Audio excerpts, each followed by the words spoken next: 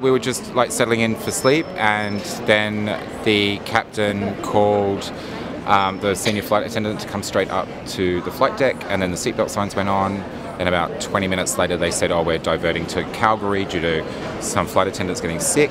Then about 10 minutes later they said, actually we can't go to Calgary because we're on the A380, so we're going to bank and go back to Vancouver.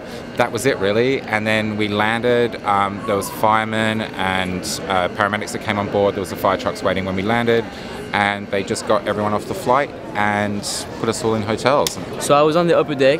So I didn't really, I think most of it happened on the lower deck. I heard the announcement, the captain said that we were going to divert to Calgary and land, and I didn't really know what was going on. There was sort of an atmosphere of stress. I didn't really see anything until we landed, and then the paramedics came in because some people behind us were feeling pretty ill.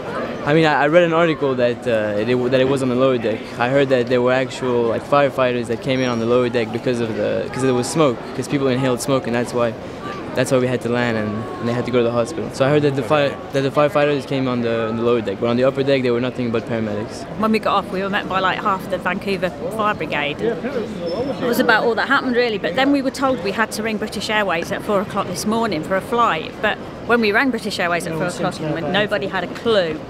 Nobody actually told us very much at all, which is why we're all here and a bit angry. The number that they gave us, when you try ringing a number, you're just not getting through, and even when you do get through, they don't know what's happening. I just decided the best thing for me is to come back to the airport and find out what's happening. So I've been here since about 7 o'clock. In a flight, which I think there was 470 people, there was only 2 people trying to accommodate all of them, to arrange the accommodations in the hotels and all of that. And so not only did we wait in line, but after that we had to wait hours to call the hotline to book another plane ticket, and you know, it doesn't end. Right now we're still waiting for them. They're not even here. It's almost 10:30.